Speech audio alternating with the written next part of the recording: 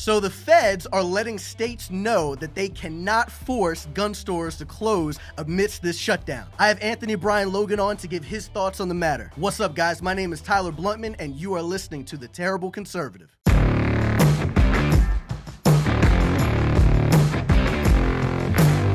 Okay, so as the federal government is unconstitutionally forcing these states to close businesses and highly restrict them, some governors, particularly the governor of New Jersey, thinks that they can use this. They see this as an opportunity that they can seize to, just go ahead and push their liberal agenda and close these gun stores. So I have Anthony Brian Logan on to discuss. What's up, brother?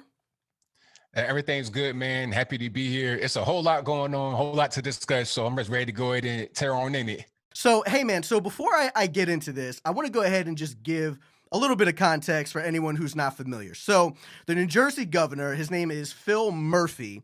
Last week, he instituted a mandatory closing of gun stores, right? And he held this hearing, and he was challenged by a few of the locals. But one local in particular gave him some great wisdom, and he really just could. Actually, he did answer, and he just showed what their agenda is, what the Democratic Party's agenda is. So before we go any further, I want to play this clip for anybody who hasn't seen it. Roll the clip. Thank you, sir. Hola, Governor Alejandro again. Nice to see you. Good to see you as well. Due to your executive actions to close down gun stores, saying they are not essential, the poorest minorities living in the most dangerous cities with the highest crime rates now have absolutely no way of buying a firearm. I lived in Newark, and I understand this firsthand. You surround yourself with armed guards, so clearly you understand the benefit of the Second Amendment. At this very moment, how can a New Jersey resident who isn't already a gun owner exercise their Second Amendment rights? Yeah, listen, first of all, it's good to have you back. You and I think, have a philosophical disagreement at a very basic level. In the sense of the broad question of what does a safer society look like? And a safer society, for my taste, has fewer guns and not more guns. And that the guns that do exist are in the hands of the right people, particularly trained members of law enforcement, like the guy to my left who's got a pistol on his hip. I don't know if there's any more color to add beyond that. Is there any other? It is what it is. I know I don't want to be disrespectful, but it is what it is. So, Anthony, what's your opinion, man? If you never heard anything about this governor, if you didn't know anything about New Jersey and everything that's going on, what would be your opinion regarding his statements here? Oh, man, it was just terrible. Just as a human being, you got a person that's concerned about the well-being, about their safety. He's just like, oh, man, so what? I got my officer right here. I got security. You don't. Oh, well, too bad, so sad. I was offended for the guy that he was talking to. And quite frankly, if I lived in Jersey, I'd be embarrassed to have that guy be the governor. It kind of reminded me of Ralph Northam. I'm from Virginia, and I had to pretty much escape Virginia when that guy got in there because I knew that we'd be going through some things that we having right now. I'm in the South where we don't have these kind of things happening as much as some of these places. It's ridiculous. Bro, so, what was crazy is that, he blatantly admits that we would be better off in a society if the government would just hold all the power of all of the guns and that we basically just have none. Dude, have you ever seen what's that show or that movie, Stepford Wives? You ever see that? I've never seen that, but I've heard a lot about it. Dude, so the Stepford Wives, basically it was this utopia, really just for men though. They somehow figured out a way to actually physically control the wives. So the Stepford wife thing is they're basically just this model wife, but they're being physically controlled by men. And the thought was that, oh, everything's peaceful. She's fine, she's peaceful, she's happy. But really, it's just slavery. That's just what it is, man. So when I saw this, I thought of that immediately, and I'm sitting here like, what are you talking about?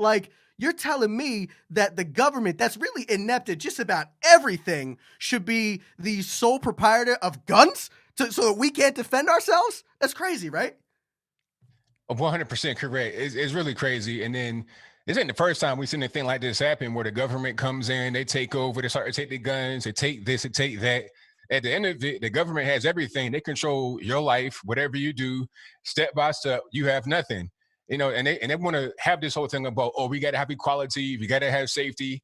You have no equality and no safety when you allow the government to take over your life, because they'll do things that help them and their family members, their friends, but you as a regular person on the street, hey, good luck.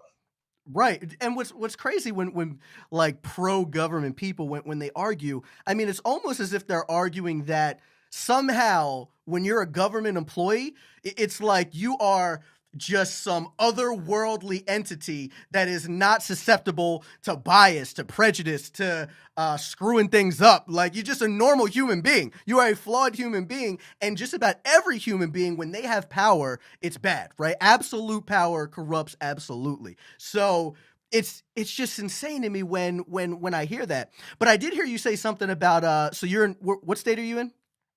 Well, now I'm in Tennessee, but I'm from Virginia.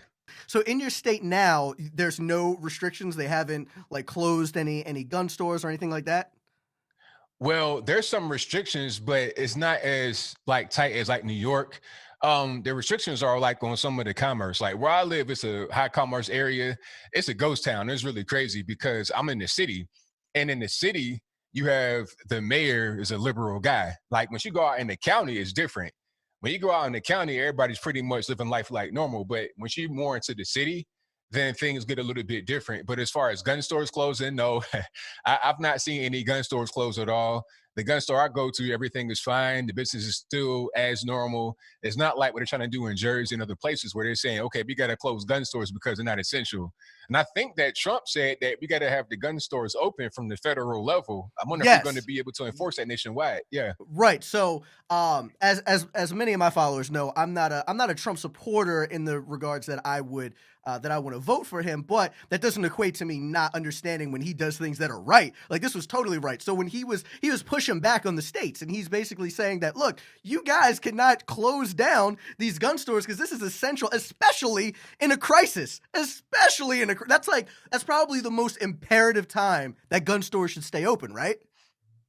100% correct, because people are crazy, like, and not just crazy in general, but also desperate. Because where I'm at, the kids are out of school, of course, they close down the schools in the city.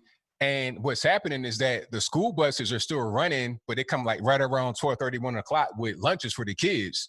So I went out to go pick up some food from a restaurant right around 12.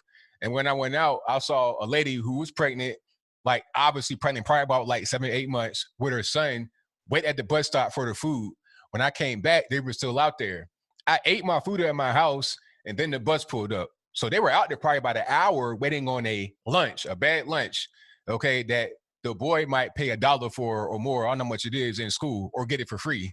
So it's rough. And then first of the month comes around, the rent is due, you don't have it. So it's going to get a little hairy for sure. And in times like this, you got to protect yourself, because desperate people and crazy people coming together is not a good combination. You got to be able to protect yourself.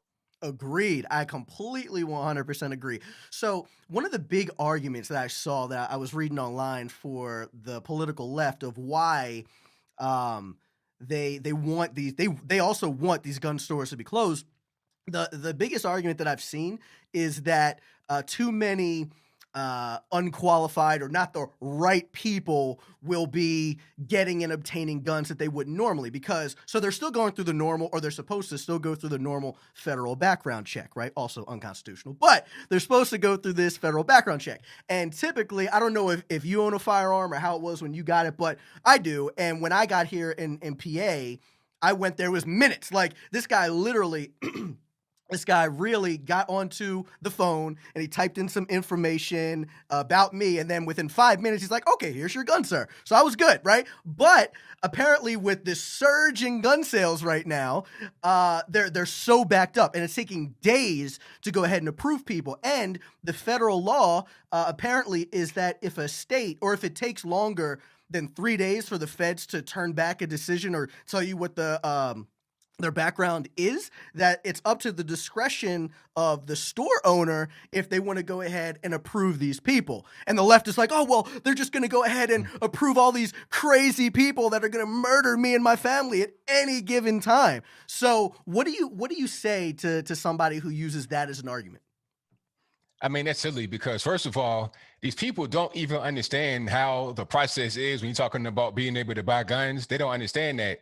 The whole gun rush in California, a lot of them were first time gun owners, a lot of liberals. They were just kind of amazed. They couldn't go on Amazon, get a gun, and have it shipped to their house in the 1 day shipping. They don't even understand how this thing works. It's like, no, in California, you got a 10-day wait period. You got to do the background check and then wait 10 days before you get your gun.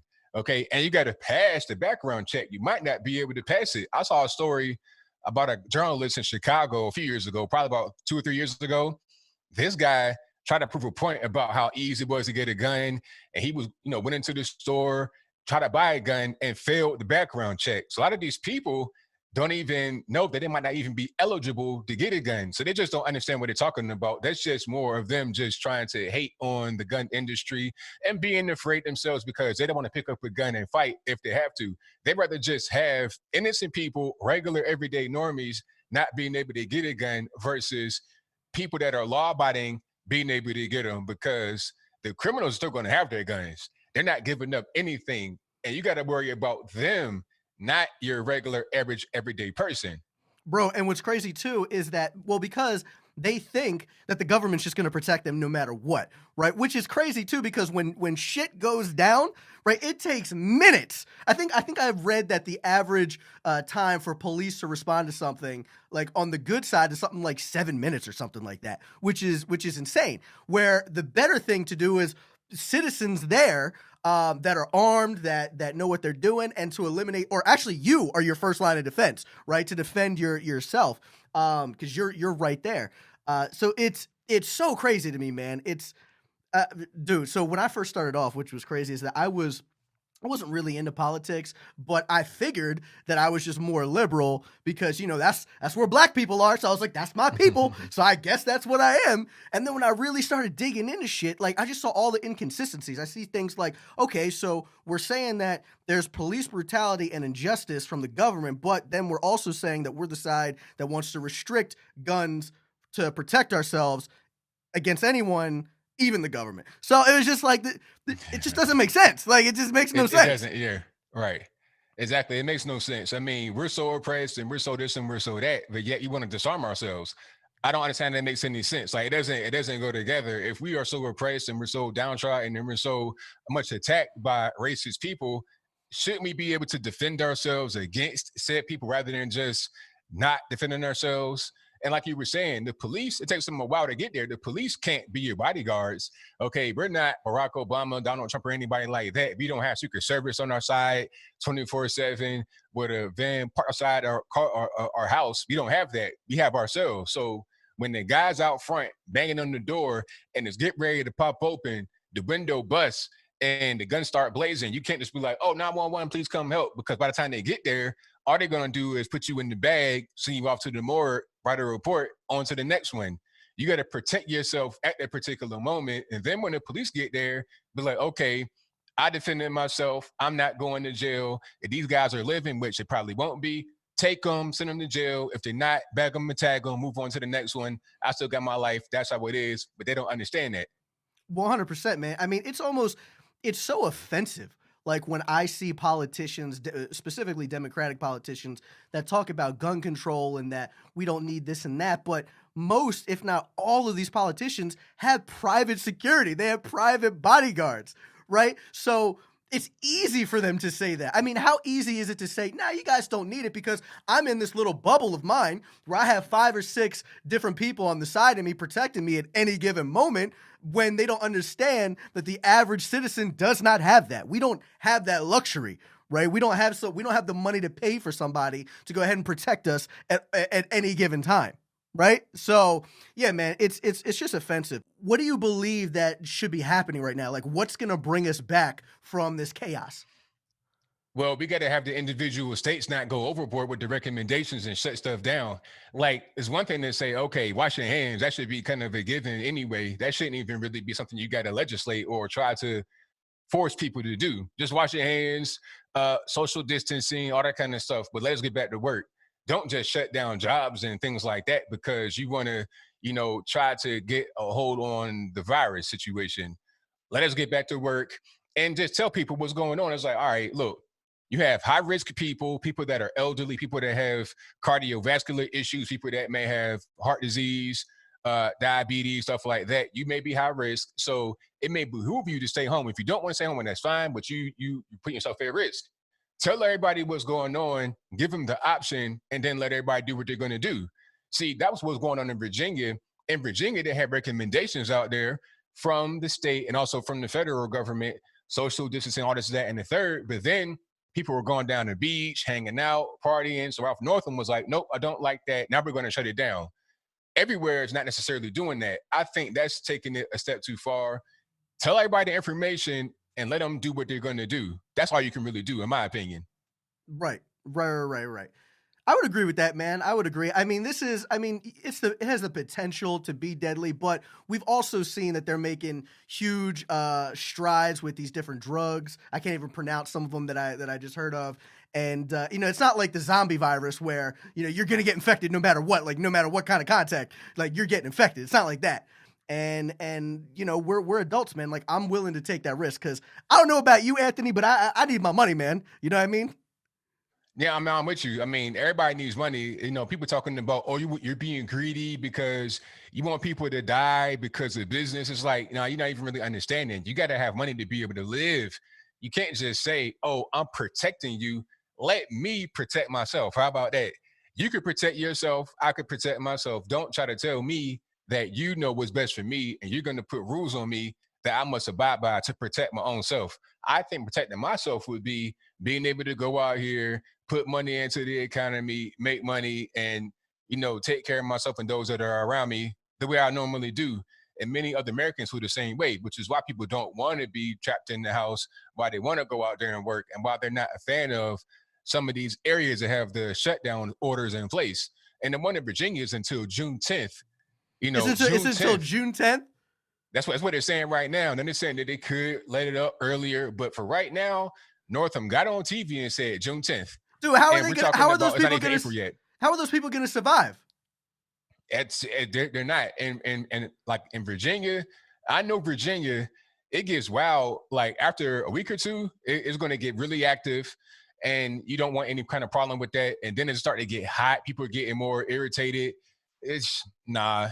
You don't. It's just not going to be a good thing. He needs to rescind that ASAP. Agreed, man. Agreed.